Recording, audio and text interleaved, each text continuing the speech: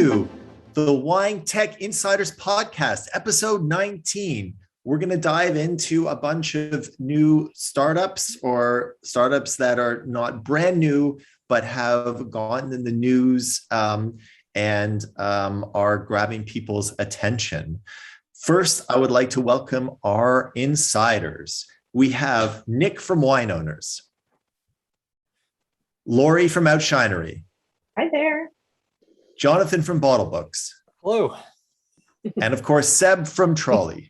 Of course. Good morning.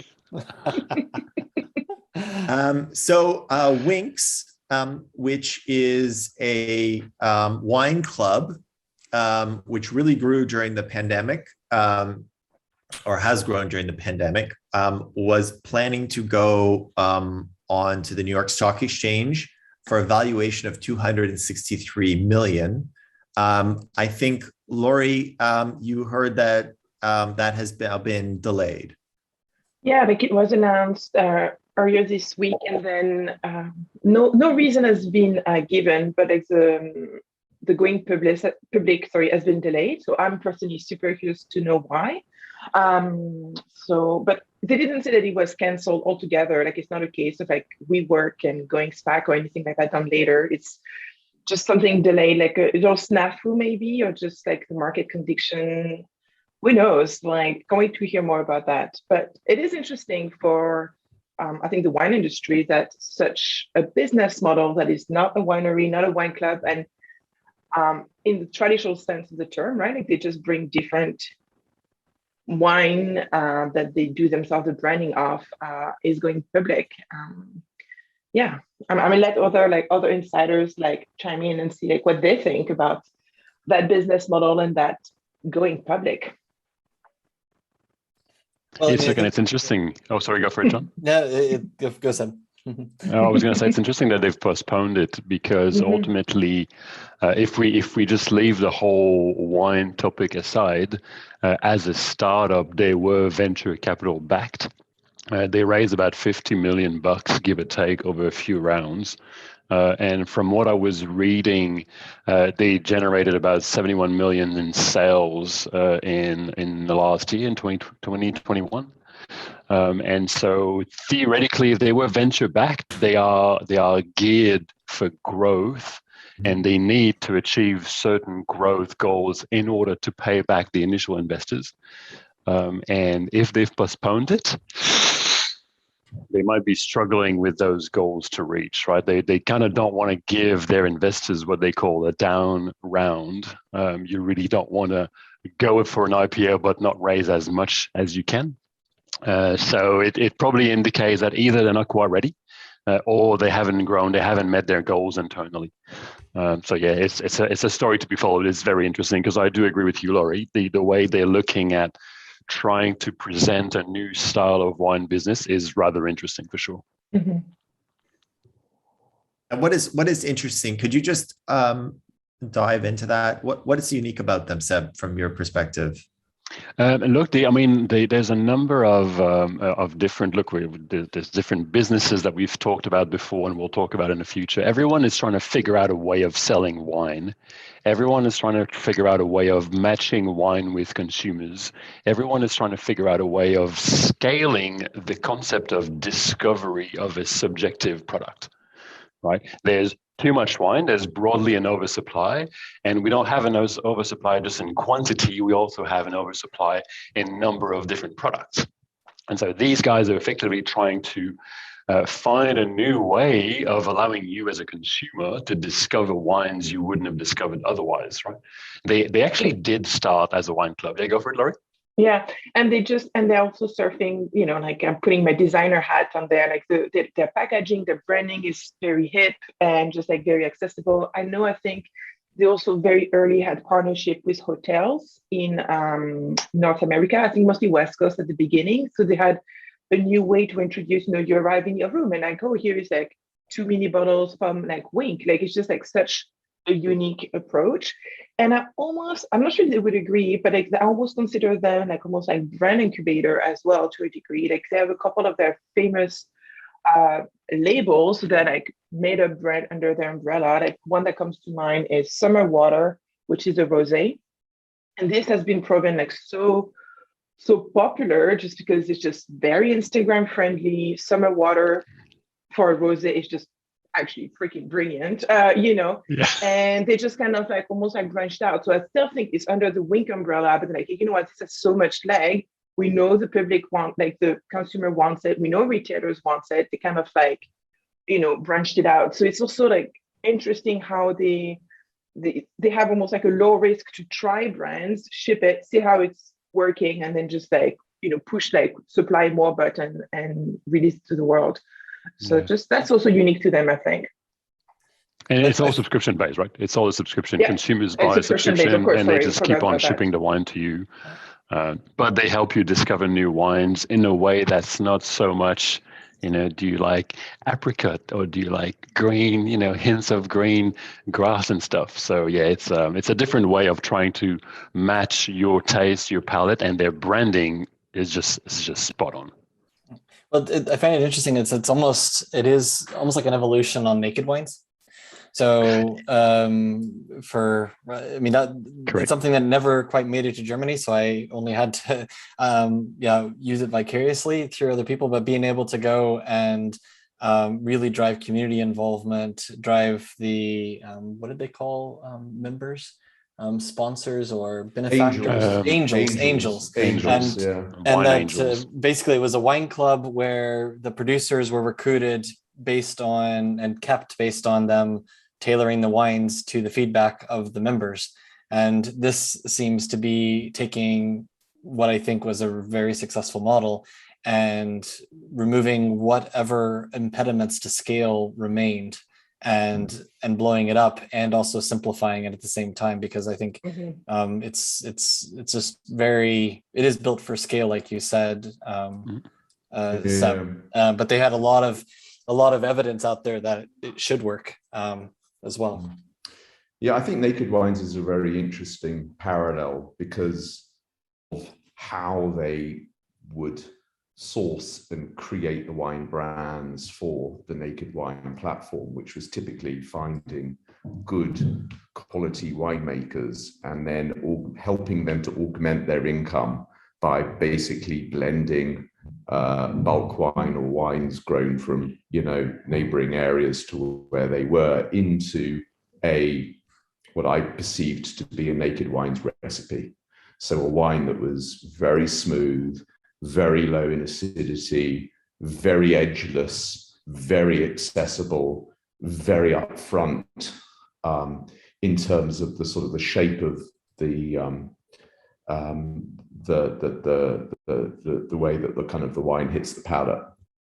And I note that Winc is positioning itself as a winery, and I guess that maybe is as a consequence of positioning itself as a D2C player in order to provide it with as broad distribution into as many states as possible. Is that correct, or is that just a turn of phrase? I don't think Winc is positioning as a winery, not at all. No. They're definitely trying to. They don't create, from my understanding, they don't seem to be creating. They don't really buy a lot of bulk and rebrand it completely. It's part of their business. But they definitely they basically buy bottled wines and they try and do the branding and insert it into a pack for one of their subscribers. I mean, they call themselves a direct-to-consumer winery. It's interesting. I don't know why. Yeah. Look, and it's one of the biggest challenges, right? In the industry, Naked Wine actually got to a point, we're talking 3 or 4 years ago now, Naked Wine got themselves into a position where they were more easily capable of finding wine angels. So they would find more consumers, and they struggled to recruit more producers. Because as we all know, the vast majority of producers are small mums and pop style shops, right?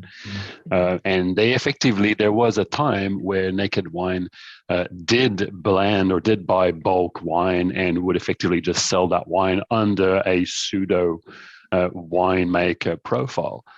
And so the supply is just so hard to get out that when you find a winning recipe to actually sell, to actually move the wine to consumers, get consumers to buy it, there's a void that gets created in the middle. And I suspect Winc is probably in that position where they're capable of scaling the sales, but they're trying to figure out, okay, how do we scale the supply? Because as we all know, right, most wine producers is well below the 50,000 cases produced. And there's effectively nothing in the market between 50,000 and about 1 million cases produced, right? There's a handful, you could list them. There's basically no one. So a business getting to that size, it literally has to figure something to either scale the supply or buy someone to actually jump up to the next level. Well, I think that's very interesting. I must say, if the average retail price that they're getting per bottle is $7.50, one of the questions in my mind is how significant is the average sales value of a bottle of wine to their ability to scale into profitability? Look, I'm not sure. I'm not sure if they would do an IPO. It's not easy to do an IPO without being profitable. So I would assume they might be profitable already. No, they don't. So I think no, the latest figures were that they lost $7 million in 2020. Really? Which was a lesser loss, a lesser loss than 19, which was $8 million. Yeah. But then that's understandable because they're going for growth, right? Yeah. And look, theoretically, they're going for growth, so they need to show growth. They need to show movement forward so that the investors are still willing to put money in.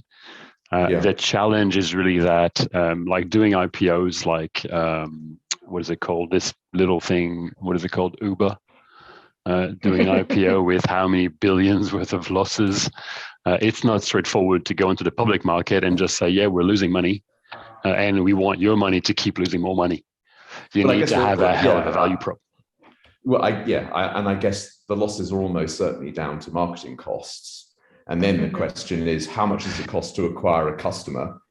How long are you, how successful are you able to convert that customer from the first $30 payment into a monthly recurring ongoing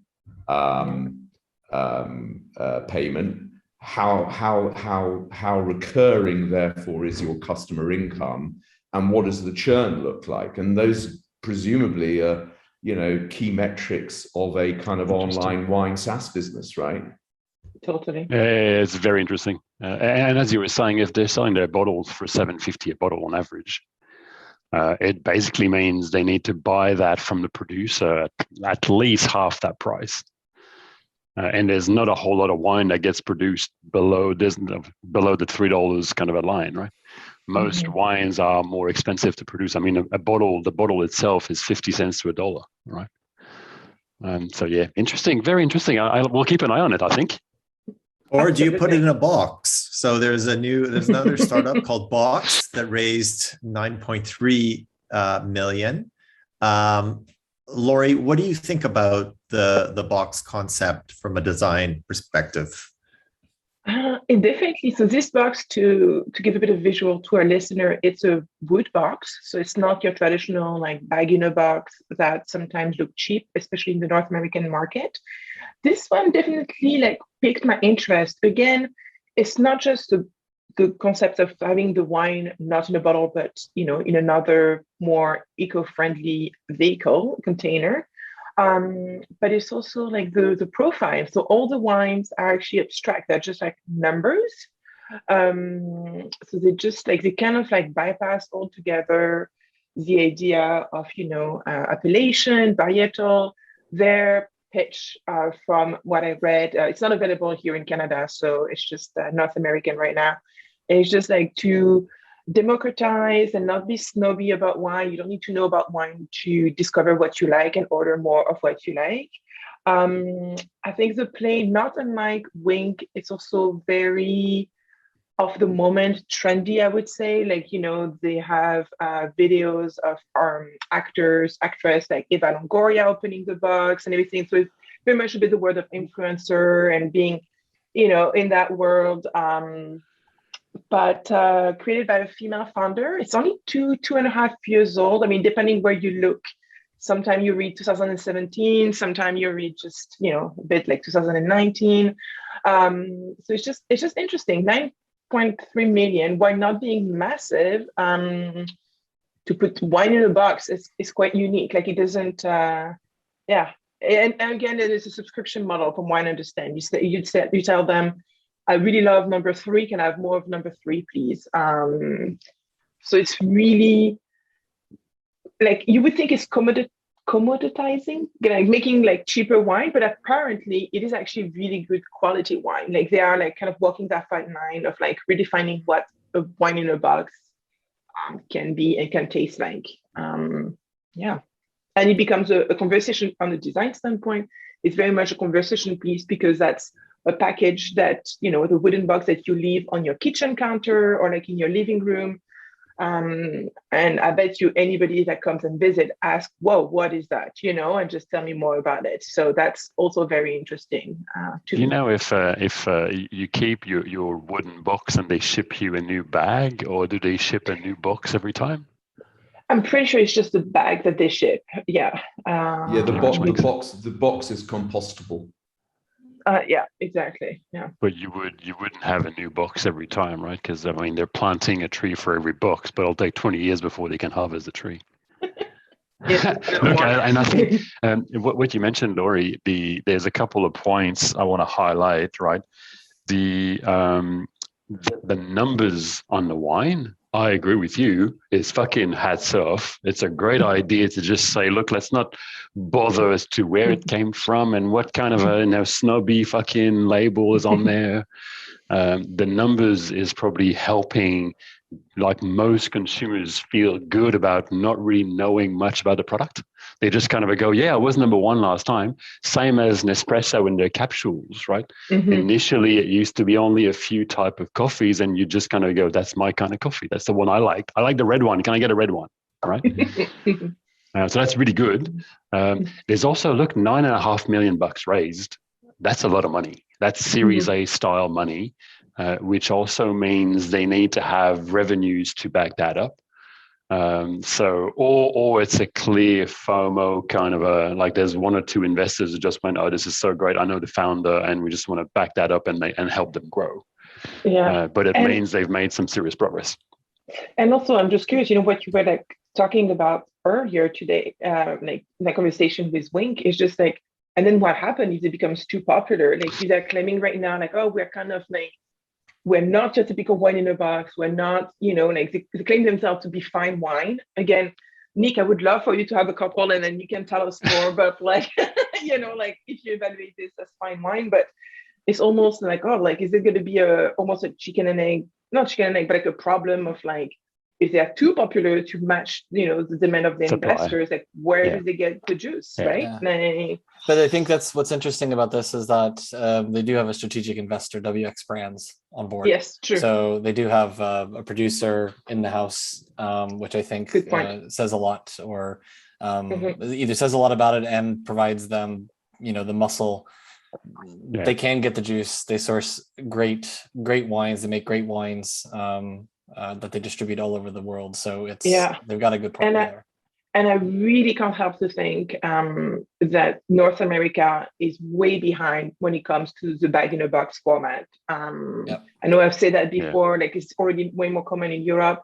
It's easily 1/3 of a store in any Scandinavian country. Like, it's just really nice wine bag-in-a-box. Like, it is also becoming more and more clear that it's more sustainable and everything like that as well. It's just more economical. Like, you know, like, if you just look at your own wallet as a consumer.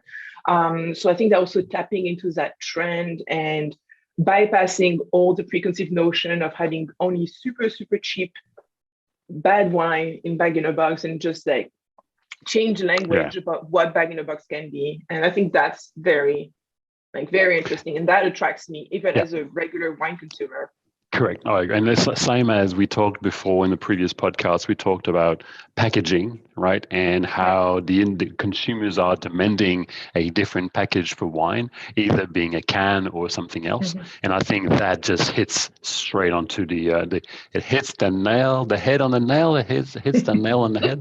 That one, you know what I mean? Especially when people, I mean, wine in a can is to drink on the go, which there is still less going at the moment than before the pandemic. So if the wine in the can was the perfect product pre-pandemic, maybe wine in the box where you're doing more imbibing at home, then maybe it's the product for the post-pandemic wine drinking world.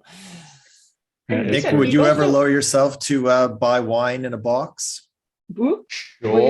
I mean, as long as it was great wine, right? As long as it was good wine, because as we know, life is frankly too short to drink crap wine. But what if I like crap wine as a consumer? Well, I think the common thread with BOXT and with Winc is that, and actually, there are other businesses I think doing the same thing, and I think we're going to be perhaps talking about one of them in a minute, is that these are all businesses who are getting away from the standard definitions of the wine market, and they're finding ways to describe wine in very accessible terms, profiling tastes of wine in a way that you might, ask someone to sort of profile a sweet shop or something, and I think that is clearly working, and it's great. I think it's fantastic that people are figuring out how to make wine engaging and accessible. And you know what? I think that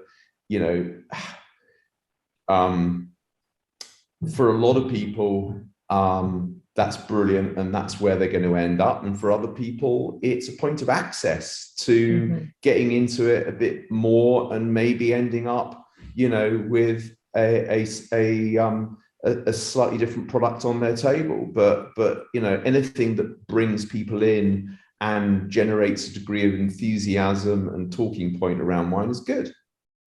Agreed, 100%.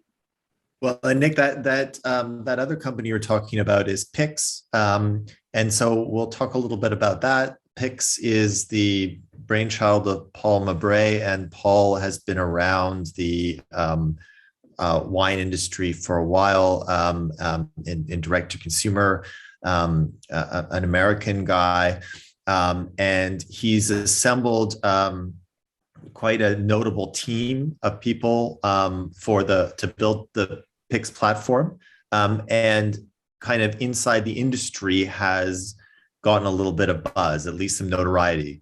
They're still, as far as I think, they're still building what will become Pix. Jonathan, could you tell us a bit about just what are they building? What are they trying to do? I think Pix is as pure a tech growth play in the wine industry as you could have. I mean, they are literally building a platform to search for wines, and they're going to sell advertising.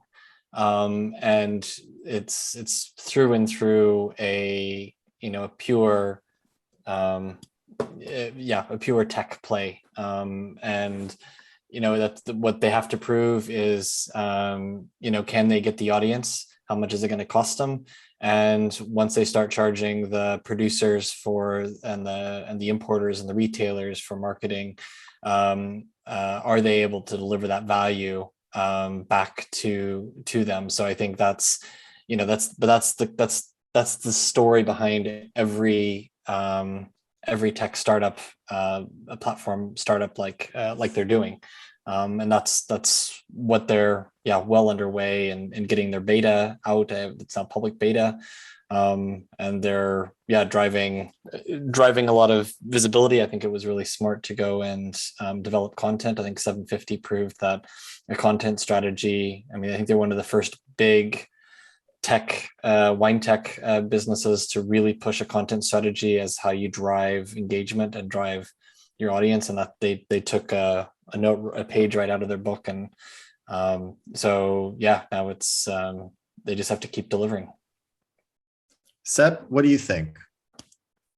It's look, I agree with what Jonathan is saying. Overall, I think Paul knows enough about the industry to really focus on scalability and tech, and really try and bridge that gap between producers and consumers, right? Which is the challenge in the industry, right? The one question I have is really, how do they say it? How do you guys say it? The proof is in the pudding. I don't personally feel like it's the first time someone is trying something like that.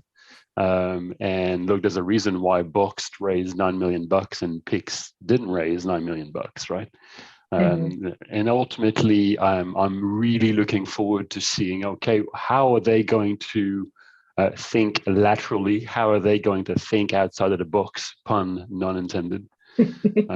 Because ultimately, that matching, if you keep the traditional product in the traditional label and the traditional format, with the traditional way of discover product based on you as a consumer needing to know the product, needing to know your own taste, I don't know. Again, I'm going to wait to see exactly what comes out of it. I'm more than open to be proven wrong, but I'm very keen to increasingly see how are they going to stitch the whole thing, because ultimately, I think from what I know of Paul, he's going to lean on data, right? He's going to lean on trying to know, trying to match, trying to help consumers find that better product. And he's going to charge the producers for advertising or a percentage of sales or something. But stitching that together is not an easy feat, by any way, shape, or form, due to the fact that overall the industry is fragmented like nothing else, right? Yeah, how difficult is this challenge, Nick? Well, I think there is a space. We've seen Wine Searcher occupy the fine wine market, in particular, extremely effectively. And when I say effectively, there is no doubt that if you speak to, the majority of wine businesses whose lists are present on Wine Searcher is a very significant, if not the primary driver of new business for them to their e-commerce or to their online product pages. Wine Searcher have done it in quite a traditional way, in terms of how wine is searched for. But they have also done a good job in producing an e-zine that goes with it that is successful at driving traffic to it. And I think that they've managed to leverage Google very effectively in terms of their own traffic generation, and the numbers there speak for themselves. So, is there a space which is an adjacent space appealing to people who are not engaged with wine in the sort of traditional way that Wine Searcher defines it, and in exactly the same way as we've talked about with some of these other startups, BOXT and Winc. They are clearly looking at defining preference, taste, the reasons why someone wishes to buy wine, and how you can help them make the right decision, make the right purchasing decision, pair the right bottle with the thing that they want to do with it. And I agree that that's a significant challenge. I also agree that these guys are coming from a very data-driven and sort of persona-based geodemographic type sort of background, as it were. So there's certainly the background knowledge to be able to apply that perspective in order to try and occupy this sort of space that I think does exist in the market, where there are people who are looking at ways in which they can figure out how to successfully, consistently buy wines that they're going to enjoy. So you know, let's see what happens. The market, I suspect, is probably there. How much is Pix going to be another Vivino? Yeah. Because ultimately, well, I mean, that's where Vivino started, right? Before they became the shop, they were the conduit originally. Yeah. I mean, Vivino was all about wine reviews, right? You could scan a bottle and you could just review, see what people are thinking about it. So there's a community side of you as a consumer can decide on a product based on what the community is thinking of it. But they basically slowly got into the whole marketplace, and now you can buy on Vivino, and they basically have a relationship with all of the major retailers in the US, for instance. So you can bypass the retailer's website, you can just buy it directly on Vivino. Yeah. So I guess Pix is lining up like that. And I guess the question is, in this space, to what extent do consumers value convenience and sort of one-click sort of, you know, Amazon-like purchasing and all that kind of stuff? And these are, you know, I don't know the answer to that question. I don't know the answer as well. Like for me, like I'm just curious because like they kind of like describe themselves, are we going to be the Google of wine? And I'm just like the tongue-in-cheek in me is like, and so how much are you paying Google to be the Google of wine, right? Like what's your Google ad budget for beating Google? Like you know, like it's like that's kind of like interesting, because even though it is described as a platform that democratizes and opens it up, it's just like this platform still has to get in front of consumer eyeballs. And how do you do that? Like I would be super curious, beyond the technology play, how do you get people to use the technology at such a scale that the economics make sense? I'm sure they've worked that out, but I would love to be like a little, like, you know, mouse in the meeting room. But you know, fly on I'm the curious wall. about that. A fly on the wall, thank you. We're struggling with expressions this morning. No, I'm just translating a French expression that apparently does not exist in English. And look, just to sort of close the topic up, I think mouche sur le mur, perhaps. But I think, look, overall, the idea is that, look, I don't really know how Pix is going to evolve, but it really looks to me like they are leveraging the opacity in the supply chain, right? The opacity as to where the wine's coming from. They're basically just aggregating a bunch of wines together, and you don't know where they came from. You don't know how they were produced. You don't really know sustainability, vegan system, or natural wines, but they're effectively trying to get you to buy because they appear like they know their stuff. I'm not convinced. And look, Paul, if you're listening to this, give me a call. We're going to have a Amaretto coffee together. All right. So Seb, starting with you, what are the chances that Pix, BOXT, Winc, another company comes within 5 years, 10 years, and can challenge Vivino as really a behemoth in this space? Look, I think Vivino is in a very, very good position, right? They've grown to a point, and their timing was absolutely superb. And Heine did a really good job at funding the business and growing the business. Overall, they're in a really enviable position. What are the chances? Very high, right? Because I think ultimately you're looking at the BOXT of the world. You're looking at startups trying to change the distribution chain. And I think that's where the biggest problem is. The biggest disruptor is in the supply chain, not necessarily in the aggregation in the cell. I do think that Vivino, the value of Vivino, whether or not it's right or wrong, is their reviews. Right? You walk into a bottle shop, you walk into anywhere, you don't really want to just be sold a bottle because that's what they have there on the spot. You just want to look it up and see what other people think. And then that is quite interesting, all of the social side of it. Let's hope it's not going to turn into the Amazon where everyone is leaving sort of a fake or sponsored or paid reviews. But look, the marketplace side of things, Vivino has done a really good job. They are also heavily leaning towards large producers. Right, they're heavily relying on bottle shops and distributor relationships, not so much small wineries relationship. And let's keep in mind that the vast majority of wines are actually created by small production wineries. What are the chances? 5 years? I hope there's going to be another one. I absolutely hope there's going to be another one. And if there's someone else with an idea, I'm here to back you up. Jonathan, what about you? Why don't we get everyone's opinion on this? Is there a chance?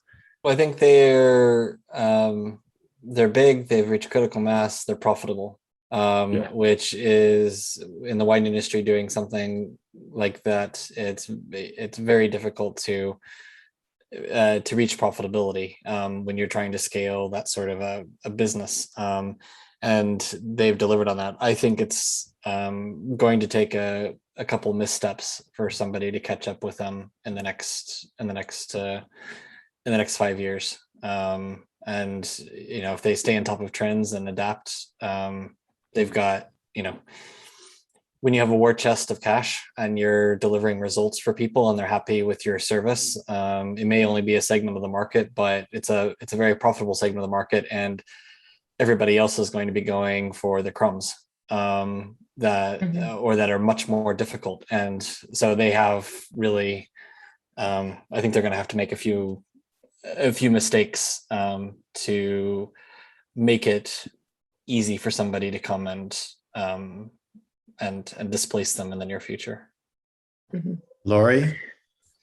Yeah, I would kind of second Jonathan here as well. I'm secretly hoping that they have almost like an incubator, there are trends, wine is evolving. Who knows what they're working on, but maybe they are working on a box service, Vivino backed or something like that. And then how do you, if you come brand new, how do you, compare / compete, right? So that's just kind of interesting that way. And aside from even Vivino, I think as a wine industry, we think of this platform as one way for people to get to know wine and purchase wine. But what I see also a lot is the recent big acquisition that we have seen, Drizzly by Uber Eats, I think, and just has it gone through? I think it did. Don't quote me on it. I should have checked before. But this comes to mind as well. And technically, we know for us those are not tasting discovery platform, but I would challenge that for the regular Lambda consumer. I'm ordering food. I'm on Uber Eats. You know what? I'm going to make a choice on whatever I'm buying to go with that Thai food dish that I just ordered now on Uber Eats on the app as well. And suddenly my channel to see this white wine looks perfect. I doubt a person will go to Pix, find a white wine to go with that Thai dish. They will use that Uber Eats interface to make the choice. So you're saying Vivino's biggest competitor is probably Uber? Uber, Drizzly, one of those or just market share. I wouldn't be surprised. I think they should I'm sure they're already looking at each other, but they have different angle. But in the eye of consumer, I think it's much closer than the industry think. That's my personal opinion. Nick, why don't you give us the final word on this? So yes, I think that there is, clearly, as in many other markets, there's a trend to scale, and and clearly scale comes with some fresh thinking, and yet I also see a significant mushrooming of new startups at the other end of the market. So I believe that there is a counterbalance to the shift to scale, which is a significant amount of new thinking and energy and lots of new startups coming into this space at the other end of the market. It is a naturally long tail market. It's a naturally fragmented market. All of the sort of the underlying market characteristics that led to the creation of Amazon would suggest that maybe there's an opportunity to do that in wine, as businesses like the Vino are demonstrating. Yeah. But I also think the nature of the market means that there's so much room left for small new entrants. And I think that there is a great deal of activity that we're going to be seeing post-COVID over the next couple of years in that area. And I think that, you know, those are businesses that are ambitious to level up with their bigger brethren, using technology that's now available, that's accessible to them in order to be able to do the sorts of things that would have been much tougher to do a few years ago. It's exciting. And Uber did complete the acquisition of Drizzly 2 weeks ago. So it was announced in February, and mid-October, it was all green light. So they actually did the purchase. Drizzly. Thank you for confirming. Well, thank you, everyone. Thank you, our insiders. That was episode 19 of the Wine Tech Insiders podcast. I'd like to thank Seb from Troly, Jonathan from Bottlebooks, Laurie from Oushinery, and Nick from Wine Owners. See you all in a few weeks. Sounds good. Thank you, guys. Catch you later. Bye. Bye.